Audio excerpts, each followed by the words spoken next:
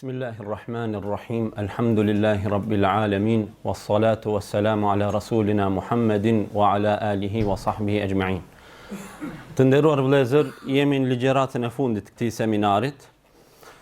Janë përmend shumë gjëra për udhëzimin, që është udhëzimi i Allahut xhalla xhelaluhu. Tani titulli i ligjëratës fundit është Frytet e udhëzimit, shenja që nuk mashtrojnë. Allahu xhalla xhelaluhu pra neve na ka dërguar një nur, një dritë, një udhëzim, librin e tij, pejgamberin e tij.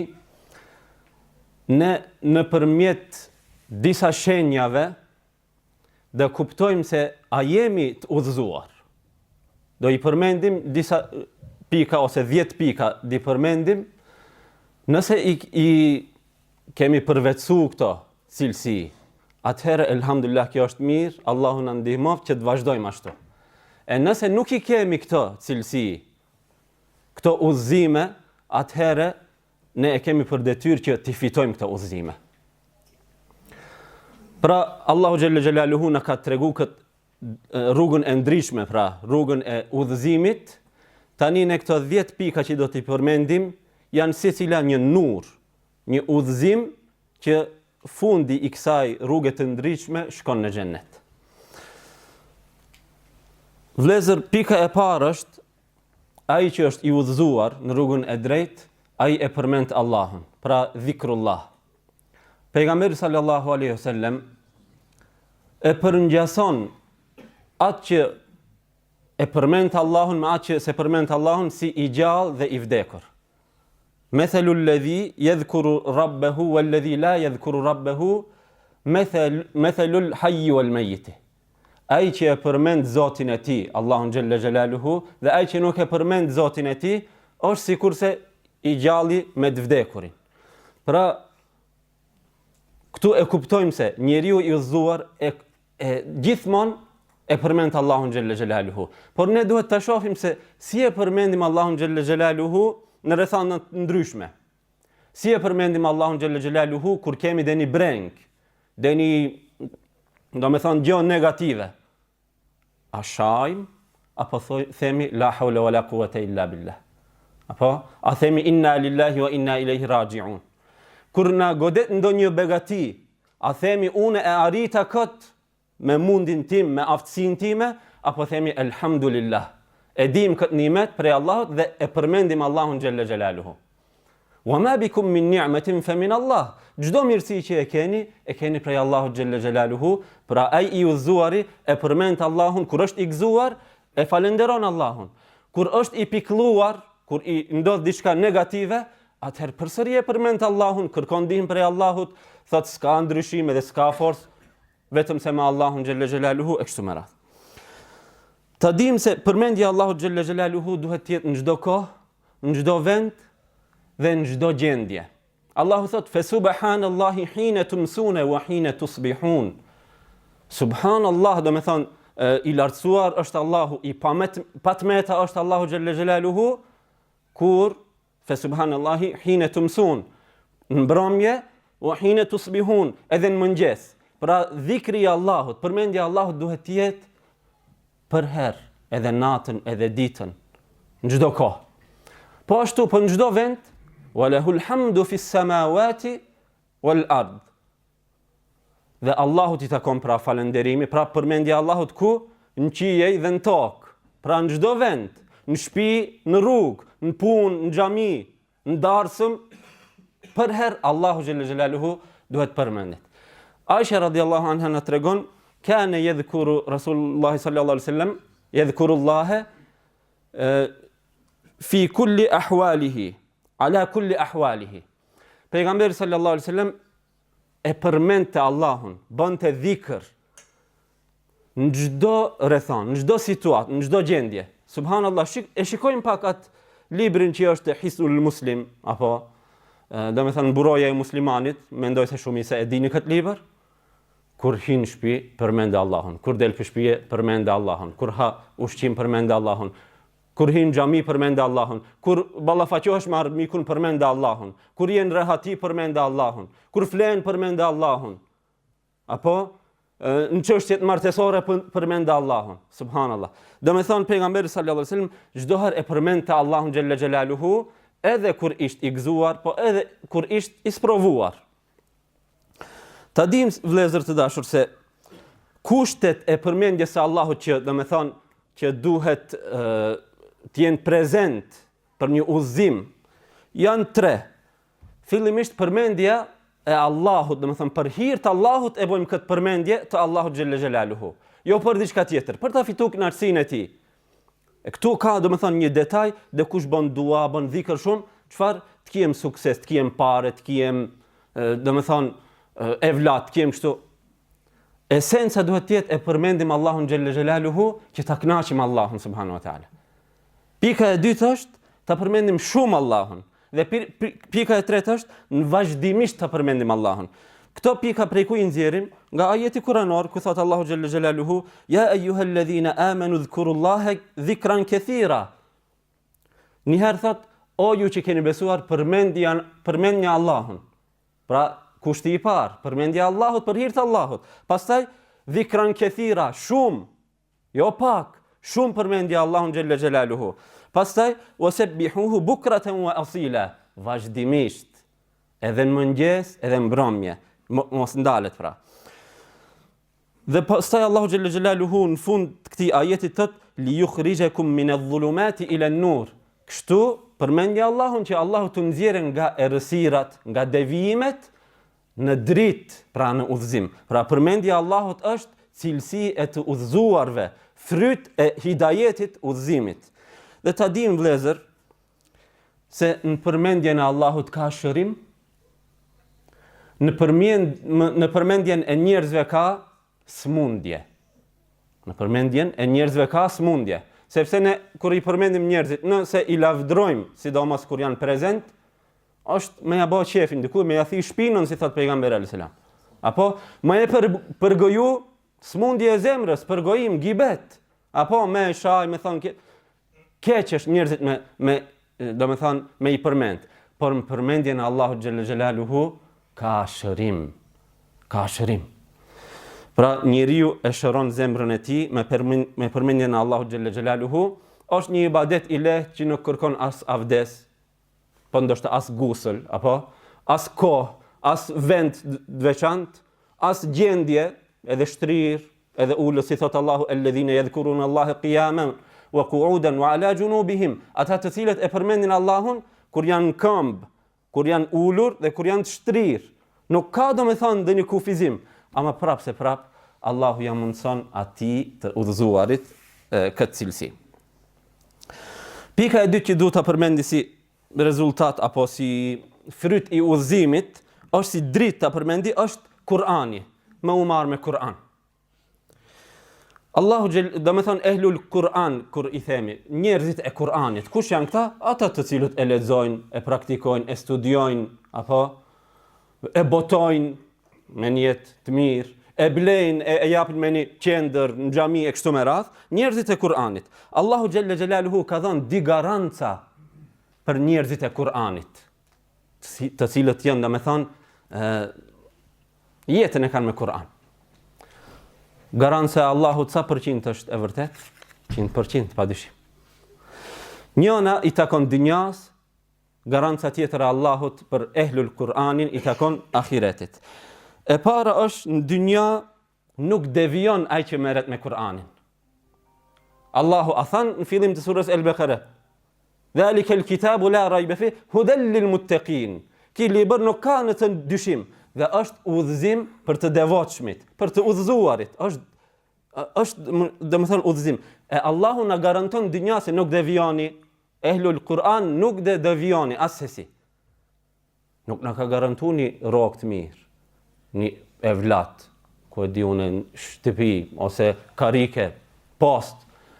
Garanca më e madhe është që njeriu mos devijojë në këtë dynja. Udhëzimi, pra Allahu thot, dhe udhëzoheni nëse e besoni këtë Kur'an e praktikoni. Garanca tjetër e ahiretit, e dim vëllezër se në ahiret njerëzit do jenë di grupe. Sa'idun wa shaqi, do me thonë i lumtur dhe i dëshpëruar. Një njeri do jetë ose një grup e njerëzve do jetë i lumtur grupa tjetër dhe jetë i dëshpruar, apo i falimentuar, dhe me thonë i mërzitur. Kush Allahu Gjelle Gjelaluhu, ehlul Kur'anit, i thotë se ju nuk keni me u mërzit. Femen tebi'a hudaje. Kush e pason udhëzimin tim, pra këtu bëhet fjalë për Kur'anin, fala yadhillu wala yashqa. Ai nuk devion dhe nuk dëmbërzitet. Wala khawfun alehim wala hum yahzanun, kur thot Allahu në shumë ajete. S'ka frikë për ta dhe s'ka pikëllim. Këto di garanca i kemi prej Zotit të gjithësisë. Kush i ka këto garanca? Njerëzit e Kur'anit. Pastaj vëllezër, për të qenë njerëz të Kur'anit duhet t'i plotësojmë 4 kushte. Kushti i parë është leximi. Që elhamdulillah shumica e muslimanëve e bojnë dhe është një privim i madh nëse muslimani domethënë ka arrit një moshë dhe nuk dit lexojë Kur'an, është një domethënë mërzitje, duhet mërzitet njeriu dhe duhet më njëherë të fillojë ta mësojë leximin e Kur'anit. Pra fillimisht leximi i Kur'anit. E dyta është puna me Kur'an. Me atë që kemi lexu, me atë që kemi studiu, ka disa dietar thonë edhe tefsirin me mësu është obligim. Subhanallah. Jo krejt Kur'anit ama gjërave që janë fars. Apo sahabët thonë se 10 ajete i mësonim, pastaj e mësonim kuptimin, dispozitat apo ajeteve, i praktikonim, pastaj ajetet tjera. Pra e dyta është leximi i Kur'anit. E treta është gjykimi me atë që e ka zbrit Allahu. Pra me Kur'an.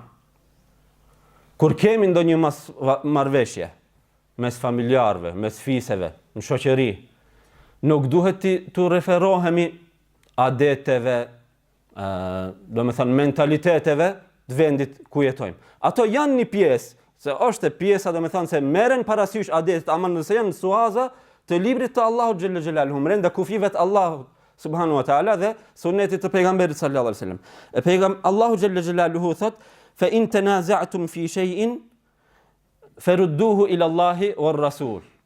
Nëse keni ndonjë mospajtim, paqartësi, nuk dini si të zgjidhni problemet, referohuni çfarë? Allahut, librit të Allahut dhe pejgamberit të Allahut, pra sunetit të pejgamberit sallallahu alaihi wasallam.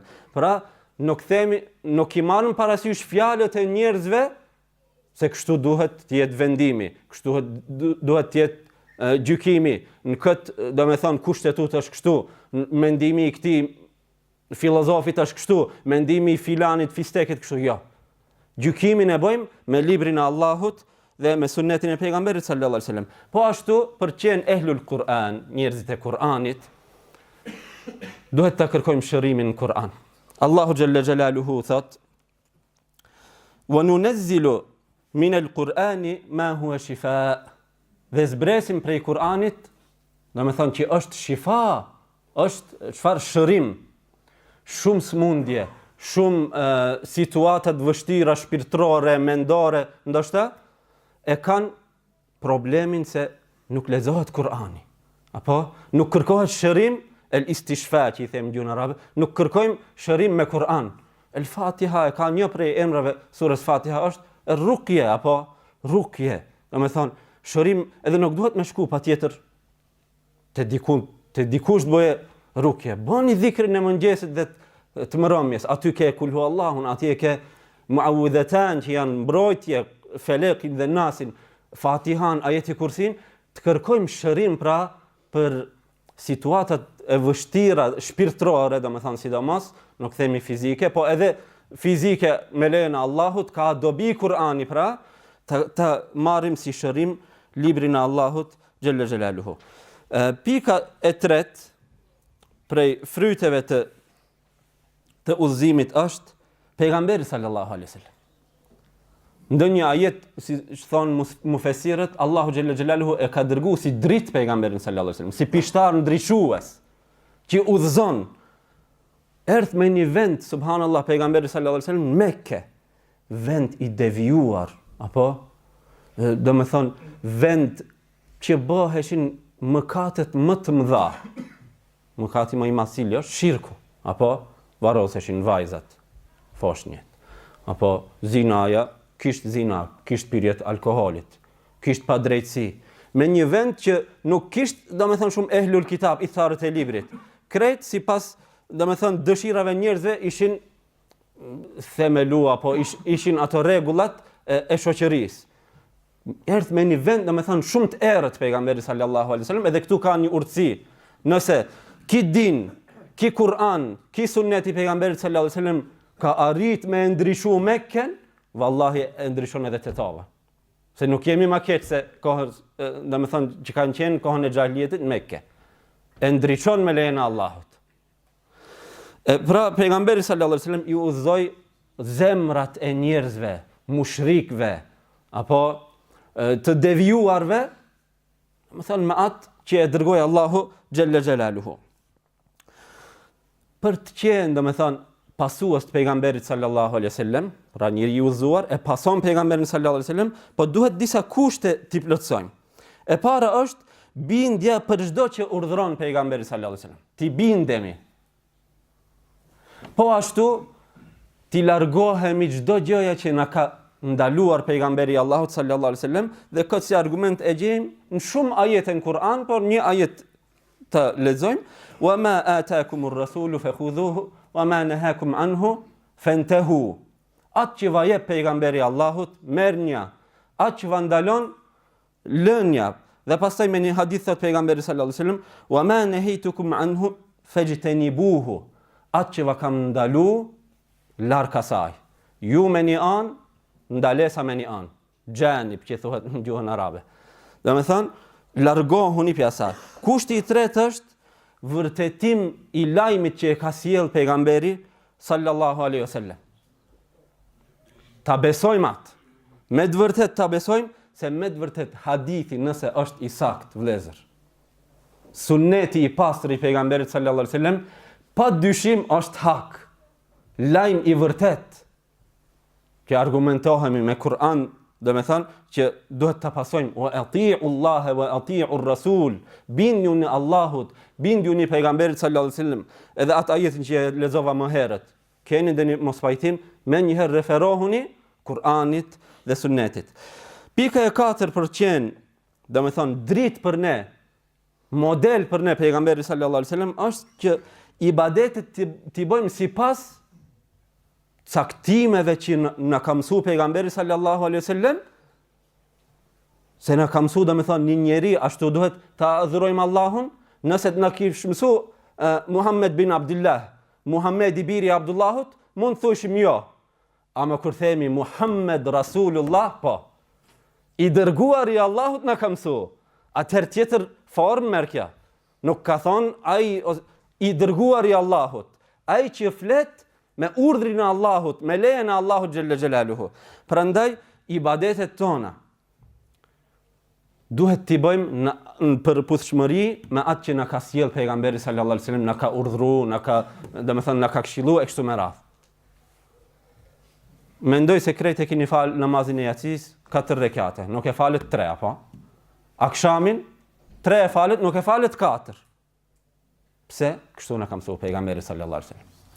Dhe argument për këtë kemi hadithin: "Men amila amalan laysa alayhi amruna fa huwa raddun." Kush punon një punë që nuk është si punët tona, nuk është, në atë udhën tonë, ajo është e refuzuar, pra.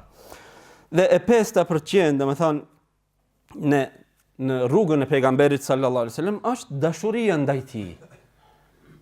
Muslimani e ka për detyrë ta doje Muhammedin sallallahu alaihi wasallam më shumë se vetja e tij, më shumë se familja e tij, më shumë se baba, nana, fëmijët e tij.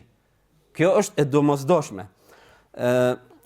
Pra pikën e 4 ta përmendim tani, se frytet e udhëzimit, jemi duke folur për frytet e udhëzimit. Kur ne e kuptojmë se jemi në rrugën e drejtë, në atë rrugën e ndriçuar e cila na çon në xhennet, në kënaqësinë e Allahut xhalla xhelaluhu, është besimi i imani. Nuk e përmenda në fillim, sepse këtu nuk do flas për kushtet e imanit, që i dini krejt. Këtu duhet flas se imani nuk është me fjalë, vëllezër. Imani është punë serioze. Imani don përpjekje. Allahu Gjelle Gjelaluhu thot në Kur'an, ja ejuhalladhina amanu, aminu billahi wa rasulih. Allahu thot, o ju që keni besuar, i cilëson me besim, si besimtar, thot, besoni Allahun dhe pejgamberin. Përpiquni. Do me thonë, ne rezultoje në veprat tuja ai iman që e keni në zemrat tuja, atë bindje, apo? Pra këtu do flasim për imanin që është ndikues. Imani që ndikon pra në ne si qenje, në shpirtin ton, në logjikën ton, në mendjen ton, në gjymtyrat tona e kështu me radhë. Për qenë imani me ndikim ka disa pika. Do t'i përmendim 6 pika, inshallah nuk dhe zgjatem. Fillimisht imani i fortë. Këtu në këtë pikë mund ta marrim imanin si imuniteti i trupit. Nëse është imuniteti i trupit i fortë, virusat vinë, smundjet vinë, ama njeriu do me thonë e përballon, apo e te i kalon lehtë këtë. Ama nëse është imuni i do, imani i dobët, atëhere të kapën çdo smundje, apo çdo, do me thonë, virus i vogël mund të dëmtoje. Prandaj imani i fortë duhet jetë. E dyta është besnikëri, jo pretendim në iman. Besnikëri, vëlla. Se krejt me gjuhën mund të thonë, une jam ma i miri, une nuk e dëmtoj askënd, ku i kum ba dëm, apo? Ama imani don çfarë besnikëri. Jo si Firauni kur e kaploj ajo uji. Tha, besova atë Zot që e besoj Musa dhe Haruni, besova atë Zot që e besun Benu Israilet. Ama kjo fjalë nuk ishte me besnikëri, kjo ishte ren, gënjeshtër. Imani don besnikëri, jo pretendim fjalë të shumta. Don punë, don përpjekje. Abdullah ibn Ubej ibn Selul, munafiku më i madh i Medinës. Ai ndoshta falej në gjitët me Ebu Bekrin radhiyallahu anhu. Ama ishte namaz i rejshëm. Namaz i rejshëm. Pika e tretë është imani që e pastron zemrën. E pastron nga smundjet.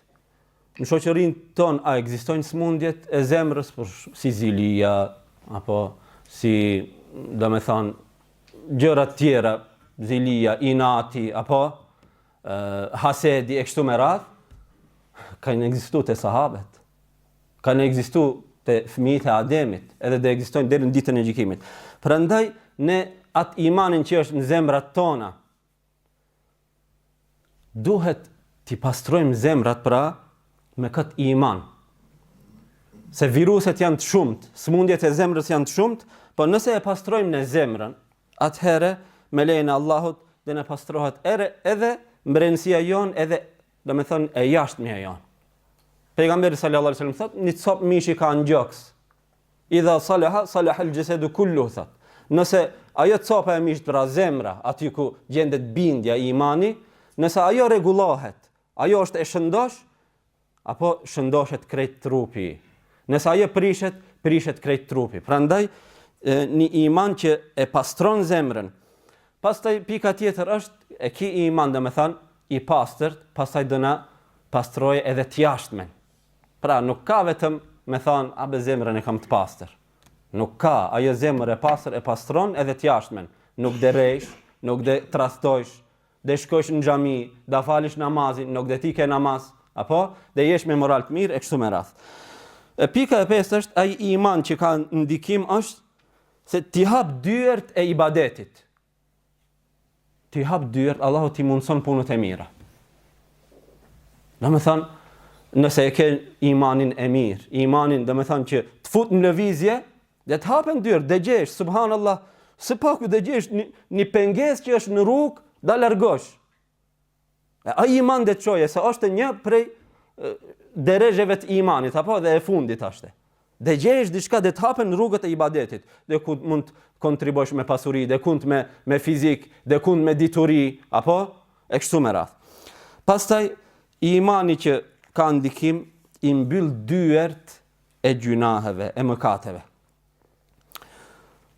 Pra imani fort neve na mbron nga gjunahet. Dhe që ka ndikim pra. Pika ose ajo pika kryesore e 5, mos I ngatrojmë ato 9 pikat, që është prej fryteve të udhëzimit, është pendimi, vëllezër. Ai njeri që është I udhëzuar, ai vazhdimisht pendohet te Allahu, bën istighfar, kërkim falje. Dhe ta dim se pendimi domethënë e ka drejtën shumë të lartë. Sevapi I pendimit është I madh, pastrim për gjunahet, e shton bereqetin. Pejgamberi sallallahu alaihi wasallam, I cili ishte pa gabime, Allahu e mbronte. Ja kish fal gabimet e hershme dhe të vonshme. I mbrojtur nga Allahu. Ai thot, une kërkoj falje prej Allahut, pendohem te Allahu 100 herë në ditë. Subhanallah. Pra ka shumë njerëz kur I thosh e pendohu te Allahu, ose thot pse, thot çfarë kam bë? Ç'ki qëndrim don pendim në vete. Nëse thot njeriu se çka kam bë, kjo don një istighfar, një pendim tjetër.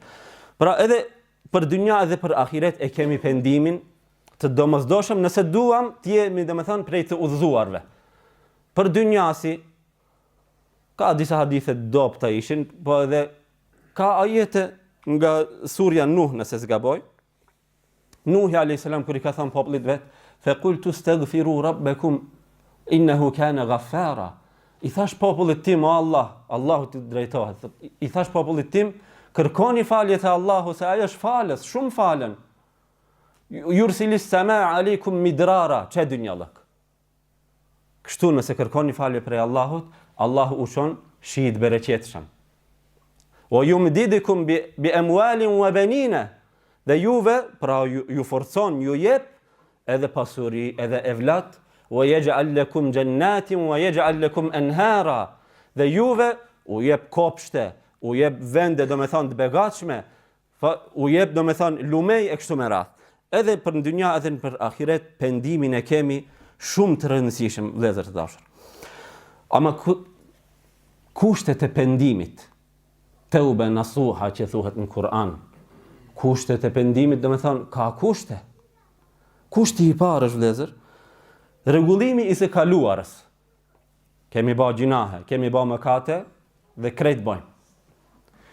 Të pendohemi për ato mëkatet. Dhe kjo don pishmannëk, keqardhje.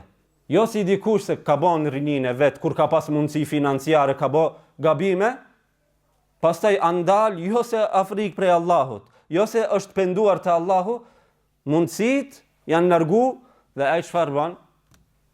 Edhe pse se një bën ato mëkate, thot, di çfarë kam bë unë. Apo? E kjo nuk pranohet te Allahu. Duhet me ndjej pishmannëk, keqardhje. Kushti I dytë I pendimit është rregullimi I së tashmes. Tash të rregullohemi. Dhe kjo nuk duhet neve domethënë të na preokupojnë gabimet e kaluara. Kurthi I shejtanit është, ti ke bë kështu, tash dhe shkosh në xhami, ti ke bë kështu, da këshillosh dikon tjetër. O vlla, për atë pendohu. Ndjej keqardhje dhe pastaj tashmen që me lejen e Allahut, me dëshirën e Allahut e ke domethënë atë shansen. Shfrytzoje, rregulloje, largohu prej atij gjinahit që e ke bë. Domethënë kjo do të thotë braktisja e plot e mëkatit. Dhe e treta e kushtit, domethënë kushteve të pendimit është rregullimi I së ardhmes. Pra, përpjekja mos me u kthy në atë gjinah. E bosh niyet, kërkosh ndihmë prej Allahut, mos me u kthy në atë gjinah. E katërta është sinqeriteti, të bëhet për hir të Allahut ky pendim. Jo se domethënë e braktisish një gjinah, pse? Se ta ka kushtuar dikush, nëse dush këtë karike me e marr këtë post, duhet ta lash atë. Nuk dhe shkosh në gazino, ma se nuk mund të tap këtë post. Për shembull. Jo, për hir të Allahut xhella xhelaluhu, da braktisish gjunahin, dhe e pesta është të kthehen haket e të tjerëve. Nëse u kemi hin hak robërve të Allahut, të kthehen si borxhi, si uzurpimi I tokëve, domethënë pronave kështu me radhë. Pika e 6 që tregon për frytet e udhëzimit të një njeriut është sabri, durimi. Allahu xhalla xhelaluhu thot: "Ulaika yujzauna al-ghurfata bima sabaru." Ata shpërblehen me ato dhomat në xhennet, me ato vendbanimet të mrekullueshëm që janë në xhennet, për shkak se kanë bërë sabër. Të udhëzuarit janë sabërli. Ama kushtet e sabrit janë 3. Ndoshta shumë kushte i kam përmend, përzihen pak, po inshallah përfitojmë. E para është durimi, kur themi durim, krejtëve u shkon në dërmend, kur kje dhe një fatkeqësi, kur kje dhe një sprov, me duru, apo? Ama durimi nuk është vetëm në fatkeqësit. Durimi është edhe në adhurime. Me adhuru Allahun deri në fund të jetës. Deri në fund të jetës, Allahu do me thënë namazin, infakin, lëmoshën, krejt llojet e adhurimeve, jo t'i bësh për një periudhë caktuar, po vazhdimisht, deri në fund të jetës. Allahu xhalla xhelaluhu thot për namazlit, për shembull, wa ala salawatihim yuhafizun, kur i cilson mu'minat, besimtarët thot, i ruajnë namazet, kujdesen për namazet, jo një ditë, jo 2 vjet, 3 vjet, deri në fund. Deri në fund i bojnë pra adhurimet, e kjo don durim, kjo don sabër. Kjo don këmbgulje, domethënë, në adhurimin e Allahut xhalla xhelaluhu. Kushti i dytë i sabrit është durimi në mosbërjen e gjunaheve. Se gjunahet janë tërhekse. Gjunahet janë, domethënë, të shishme. Ama Allahu thot wa nahan nafsa anil hawa. Për atë besimtarin thot, e ndalon epshin e tij, dëshirat e tij i ndalon ai. Jo se si don ti boje. Jo se si don, jo se s'knaqet, ama për hir të Allahut ndalet. Bën durim. Dhe kushti i tretë është durim në caktimin e Allahut pra në sprova. Allahu bash ulaike humul muhtadun, thot me një ajet kalon kjo në Kur'an. Thot alladhina idha asabatuhum musibatun qalu inna lillahi wa inna ilayhi raji'un. Ata të cilët i godet ndonjë sprov, fatkeqësi, ata thanë të Allahut jemi dhe të ai do të kthehemi. Pastaj ulaika alehim salawatun min rabbihim wa rahma. Pra Allahu ato i uron, Allahu ato i ndihmon, Allahu ato i mshiron. Wa ulaika humul muhtadun. Dhe ata janë të udhëzuarit. Të udhëzuarit, këto që bëjnë sabër, domethënë kur u ndodh ndonjë fatkeqësi. Pika e 7 prej fryteve të udhëzimit është Islami. Inna ad-dina 'inda Allahi al-Islam. Feja te Allahu xhalla xhelaluhu është Islami. Feja legjitim, feja e pranuar te Allahu xhalla xhelaluhu është Islami. Pastaj Allahu thot, kush kërkon fe tjetër përveç Islamit, nuk pranohet prej tij. Nuk pranohet prej tij. Prandaj nimeti i madh është që na ka ardhur Islami. Elhamdulillah. Elhamdulillah, kush është bë sebeb, duhet shumë dua me bë dhe Allahu na forcojë në Islam. Islami do me thonë, çfarë do me thonë një ka? Prap nuk di përmendi unë kushtet e Islamit që janë 5. Po si disa pika, do me thonë, si duhet të jetë Islami për të qenë të udhëzuar? Dorëzimi te Allahu me tauhid. Njësimi i Allahut, pra kështu bëhet Islami, kështu i dorëzohesh Allahut xhalla xhelaluhu. E përmendëm se do me thënë shembujt e dorëzimit, se si janë dorëzu sahabet të parët tanë, do me thënë Allahut janë dorëzu, apo urdhrave dhe ndalesave. Pastaj është për ulja për Allahun me ibadete. Kështu jetësohet, do me thënë, Islami.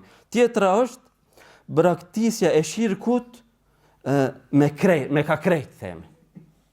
Si besim, do me thënë ato i etikad ose bindjet e shirkut braktise, për atë kanë folë shumë hoxhallar dhe i keni dëgju, do me thonë, krejt ato ligjeratat para disa ditëve, mos e festo vitin e ri. Nuk është kot, se aty ka besimet shirkut, apo? Braktisja e besimeve, bindjeve të shirkut, pastaj braktisja fjaleve të shirkut, braktisja veprave të shirkut. Kjo është Islam. Kjo është dorëzim te Allahu xhalla xhelaluhu, po ashtu largim prej mushrikëve dhe prej shirkut. Largim, do me thonë, distancim ashtu si që e bëri Ibrahimi a.s. me babën e vet, me popullin e vet. Po ashtu e bëni edhe pejgamberi sallallahu alaihi wasallam, nga fisi i vet u largu. Pse shkojnë prej Medinën në Mekke? për të marrë ndonjë rrokë më të mirë, ose do me thënë ndonjë post më të mirë, ose diçka tjetër dunjallëk? Jo, u largu, tha, unë këtu se në adhuroj Allahun. Unë këtu se në zbatoj, do me thënë, fejnë Allahu Gjelle Gjelaluhu, kjo është largim, do me thënë, nga shirku. Pika e 8, vëllezër të dashur, është që tregon se jemi në udhëzim, fryti i udhëzimit është namazi. Namazi është dritë. Pejgamberi sallallahu alaihi wasallam kështu thotë: "Es-salatu nurun." Dritë që të ndriçon rrugën e udhëzimit për në xhennet. Dritë është. Pastaj është dritë e syve. Kështu pejgamberi sallallahu alaihi wasallam e llogariste dritë e syve. Një prej sahabëve, Adi bin Hatim, thotë: "Për çdo namaz kur hyn koha e namazit, vallahi thotë kam për mallim për ta falë atë namaz. Për i përmalluar për atë namaz." Kështu do me thonë njeriu është i lidhur me namazin. Pastaj Allahu Gjelle Gjelaluhu thot: "Walladhina hum ala salawatihim yuhafidhun." Kur i përshkruan besimtarët, thot besimtarët janë ata të cilët kujdesen, e ruajnë krejt namazet, do me thonë 5 kohë namazin, e ruajnë, nuk u ik ati në namaz. Janë të gatshëm, do me thonë të flijojnë gjithçka, veç namazin të falin. Pastaj ulaika humul warithun. Lezër, namazi është rrugë për në xhennet. Namazi është që na bën neve trashëgimtar të Firdausit. Të Firdausit. Allahu thot, ata janë trashëgimtarët, këto që i ruajnë namazet. Çfarë trashëgojnë? Alladhina yarithuna al-firdaus. Ata e trashëgojnë Firdausin, xhennetin më të lartë, xhennetin mes xhenneteve dhe me deregje më të lartë, për të cilin pejgamberi sallallahu alaihi wasallam thotë, kur do kërkoni xhennetin, kërkoni pra Firdausin. Po ashtu pejgamberi sallallahu alaihi wasallam kur është ngjit në Miraj, aty e takoi një pejgamber i cili e këshillonte për namazin, për lehtësim, apo 50 namaze u bën obligim në fillim. Kush ishte ky pejgamber? Musa alayhis salam. Aq shumë që e donte namazin ky pejgamber, pejgamberi sallallahu alaihi wasallam në Sahihin e Muslimit është hadith i sakt, është fal atë natë ka pa në kabër thot, në varr është fal për Allahun. Namaz ka bë. Mbas vdekjes ka bë namaz. Pa nuk ka mbyll tefteri, nuk ka mbyll domethënë obligueshmëria për Musa alayhis salam, a mbyll, ama ai për lezzet e ka fal namazin. Në atë domethënë pozit. Ndërsa edhe është një kurth dikush që e le për i kurtheve të shejtanit është, dikush që e le namazin pse? Nuk e shijoj namazin. Subhanallah. Në këtë dynjë nuk është për shije, për dorëzim, për adhurimin e Allahut, është obligim me njëherë ditën e ditë që i është obliguar Muhamedi sallallahu alaihi wasallam pas shpalljes. Ditën e ditë. Dhe pejgamberi sallallahu alaihi wasallam ka vazhduar pra deri në fund të jetës së tij ta falë namazin. Apo i binte të fikët dilte në namaz. E çun një herë ditën e shtun, ditë para se të vdiste pejgamberi sallallahu alaihi wasallam, e çun afër Ebu Bekrit e ulën, s'kisht takat të rjen kam, dalin namaz. Pra namazi këtë rëndësi e ka. Po ashtu, vëllezër, namazi neve na shpëton edhe prej sikleteve. Aty ne jemi domethënë më afër Allahut. Lidhja jonë me Allahun është nëpërmjet namazit. Pejgamberi sallallahu alaihi wasallam kur kish dhe një breng siklet me njëherë namaz. Luftën e Bedrit, kur u përballuan domethënë di kufri me imanin, hera parë, dhe nuk ishin të barabarta fuqitë kështu me radhë, shumë e rëndësishme ishte. Pejgamberi sallallahu alaihi wasallam tan natën ka fal namaz. Në sabah dhe bëhet lufta e Bedrit. Me namaz Allahu i ndihmoi. Me namaz usta'inu bis sabri was salah. Kërkoni ndihmë me sabër dhe me namaz. Namazi është domethënë çështje jetësore për muslimanin, nuk diskutohet domethënë. Nuk diskutohet se a ka arsye, a ka justifikim. Ka në disa raste lehtësime. Për ndryshe nuk ka domethënë shpëtim prej namazit. Po ashtu edhe pika që vjen është në lidhje me namazin, ama me namaz me xhamat. I udhëzuari burri musliman ai e fal namazin me xhamat. Del në xhami. Allahu Gjelle Gjelaluhu thot, fi bujutin edhin Allahu en turfa'a wa yudhkara fiha ismuhu wa yusabbihu bihi fiha bil ghudwi wal asal. Ai kështu ajetin nëse kam gabu. Kuptimin ajeti e ka, Allahu lejon që të ndërtohen xhamiat. Ama këtu jo lejon, po urdhron e ka kuptimin, ashtu thonë mufesirët, urdhron të ndërtohen xhamiat që aty të përmendet emri Allahut me namaz. Aty të madhërohet Allahu me tesbih, me namaz. Themi i lartësuar je o Allah, je patmeta, i përsosur je, në cilësit që i ke, në qenjen tënde, në emrat e bukur e kështu me radh, ne madhërojmë Allahun aty. E këtu dietarët kanë thënë se namazi duhet të falur në xhami për burrat musliman. Pa arsye të fortë nuk braktiset xhamati. Dhe Allahu thot në fund ajetit, domethënë aty përmendet, adhurohet Allahu me namaz në sabah dhe në mbrëmje, në mëngjes dhe në mbrëmje. Po ashtu vëllezër, ka një hadith që është i trishtueshëm në çështjen e namazit me xhamat. Pejgamberi sallallahu alaihi wasallam, kuptimi i hadithit është kështu, thot dua që të thirret ezani, dikush ta thret ezanin, dhe unë në ato momente dal prej xhamie, dhe të shkoj të mbledh dru, dhe të shkoj të djeg shtëpiat e atyre burrave që nuk dalin në namaz me xhamat. Allahu akbar. Pejgamberi sallallahu alaihi wasallam këtë gjë a e ka bë? Jo. Ama ky hadith tregon peshën e namazit me xhamat. I udhëzuari e kupton mesazhin. Subhanallah. I udhëzuari e kupton mesazhin prej këtij hadithit. Po ashtu një herë erdhi një i verbër tek i dërguari sallallahu alaihi wasallam dhe tha: "O i dërguari i Allahut, un jam i verbër. S'ka kush që më orienton për në xhami me namaz me xhamat. Kërkoj justifikim që ta falë namazin në shtëpi." Pejgamberi sallallahu alaihi wasallam një herë i tha po, falën në shtëpi. Pastaj i tha: "E tesme'un nidaa? A dëgjosh ezanin?" Ai tha po. Fa ajib. Allahu akbar. Përgjigju ezanit. Domethënë hajde falë namazin me xhamat. E tash a ka arsye me lënë namazin me xhamat? Lënia e namazit me xhamat është domethënë si sinjal që nuk jemi domethënë në udhëzimin e duhur. Edhe pse në aspektin fikhor thotë a është sunnet namazi me xhamat, a është vajib, a është farz, nuk hym në ato detajene.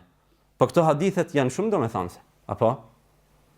Për udhëzimin ton, për xhenetin ton janë shumë domethënës, pra këto hadithet që i përmendim. Pastaj pejgamberi sallallahu alajhi wasallam thotë ta din njerëzit domethënë vlerën e namazit të sabahut dhe të yatsis me xhamat, do kishin ardhur zvarur. Apo nuk do kishin mungu. Dhe sahabet e kanë llogarit atë njeri i cili nuk ka dalë në xhami, ka vdek. Ose është në shtrat vdekjes. Tjetër kuptim jo, ose munafik. Allah na ruaj. Sahabet kanë dalë dhe njëherë, ato sahabet e smur. Në mesin e dy sahabet shëndosh, këmët u kanë shku zhak për toke, ku shkon o vllap? Në namaz me xhamat. Subhanallah. Prandaj prej fryteve të udhëzimit është që njeriu të jetë domethënë i rregullt namazin me xhamat. Dhe pika e fundit prej fryteve të udhëzimit është ruajtja e shikimit. Ka ndikim të madh.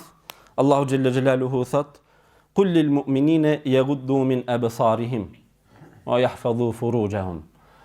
Thua jo Muhammed besimtarve, ti ruajnë shikimet, ti ulin shikimet nga harami. Po ashtu, wa qul lil mu'minati yaghdudna min absarihinna. Thua ju edhe besimtareve, ti ulin shikimet dhe ta ruajnë nderin. Edhe për me shkujt ta ruajnë nderin. Pra vlla, ai njeri i udhëzuar nuk shikon në haram. A mund bjerë në këtë gabim? Mund bjerë, po ka pendim, e përmendim. Ka pendim, ka pishmanlëk. Por duhet ta dim se ne nëse shikojmë në haram, ta dim se edhe dikush tjetër na shikon familjen tonë. Sepse el jaza'u min jinsil amal. Apo shpërblimi është sipas llojit të veprës. Apo ti e ke ruaj shikimin, Allah I të harun familjen, të harun derin, të harun vajzën, të harun matrën, të harun gruajen, nanën e kështu me radhë. Ruje ti shikimin, Allahu të mbron ti. Po ashtu, do me thënë këtë kohën moderne që I kemi këto mjetet elektronike si telefon, si kompjutera kështu me radhë, ta dim se çdo herë Allahun e kemi me vetë. Allahu është mbi këqyrsi janë dhe ki gjina me të vërtet shkakton gjinahe tjera, shkakton zina, shkakton prishje e kështu me radhë. Prandaj ulja e shikimit e mbron njeriu domethënë nga amoraliteti e kështu me radhë. Ibn Taymi rahimahullah thot, kush e ruan shikimin ka 3 dhunti prej Allahut xhella xhelaluhu. E para është ai e shijon ibadetin. Kur e fal namazin vëlla ai e shijon. Si me pa Allahun, si me fal me Allahun. Kur lexon Kur'an, si me fal me Allahun. Kur bën dua, e din se di përgjigjet Allahu xhella xhelaluhu. Në kohën e duhur, në vendin e duhur, di përgjigjet. Pra ai e shijon. Kur jep zeqat e shijon, kur agjiron e shijon adhurimin. Pse? Se e ka bën një, domethënë, një adhurim të fshehtë që mund të bëhet vetëm për hir të Allahut, sepse Allahu I din edhe ato tradhtit e syve, kështu thot Allahu në Kur'an. Këtë përveç Allahut nuk mund ta dije kërkush. Prandaj dhuntia e parë që na jep Allahu xhelle xhelaluhu nëse ne këtë udhëzim e shojmë në vend për rujtjen e shikimit, është se I shijojmë ibadetet, adhurimet. E dyta është këtë zdia si ta përkthi, shikimi me zemër. Disa gjëra që nuk I shohin tjerët, nëse je aq I devotshëm domethënë, që e rush edhe shikimin, Allahu të bën ti shofish feraset I thuajnë në gjuhën arabe, el ferase. Largpamje, si mund domethënë përkthehet, ama I vëresh domethënë me lejen e Allahut, larg fallxhorëve, larg mashtruesve që thonë kështu dhe ndodhe. Jo, nuk e kemi fjalën aty. Ama e din pak a shumë nëse I merr këto hapa, nëse I bën, e di se si dhe dale puna me lejen e Allahut, me udhëzimin e Allahut xhelle xhelalu. Allahu t'jep, domethënë, larg pamësi. Tamam? Edhe e treta është ai që e ruan shikimin vëllezër, ka mbrojtje kundër shejtanit. Shejtani ikën prej tij. Ashtu siç ka ikë prej Omerit radiallahu anhu. Nuk don domethënë hijen e këtij besimtarit, ashtu thot Ibn Taymija. Sepse me të vërtet është një gjë domethënë kërkon devotshmëri, udhëzim të thellë. Shumë domethënë sipas statistikave, sidomos në Ballkan, çfarë është kërkuar më shumë domethënë në Google? Sendet e pista. Subhanallah. Sendet domethënë e kuptoni se çfarë jam duke thënë. Apo se njëri vetmohet aty. Nëse nuk lidhet për Allahun, nëse nuk e ndjen se domethënë e ndjekin melekët e Allahut, çdo kush bien këtë gjuna, prandaj ai I cili pra këtë gjë tront e bën me lejen e Allahut, me udhëzimin e Allahut, ai është I mbrojtur nga shejtani me lejen e Allahut. Unë kaq I kisha këto pikat, këto ndoshta ka edhe më shumë pika që tregojnë frytet e udhëzimit, apo, ama këto janë prej krijesoreve që nëse I kemi këto, elhamdulillah, Allah me mirësinë tënde, me rahmetin tënd I kemi këta. Nëse I kemi disa si kemi, të mundohemi me lejen e Allahut edhe me ato tjera, domethënë, të furnizohemi që të jemi të udhëzuar në rrugën e Allahut. Allahu na bëf për atyre që e fitojmë kënaqësinë e Tij dhe xhenetin e Tij. Wa akhiru da'wana anil hamdulillahi rabbil alamin.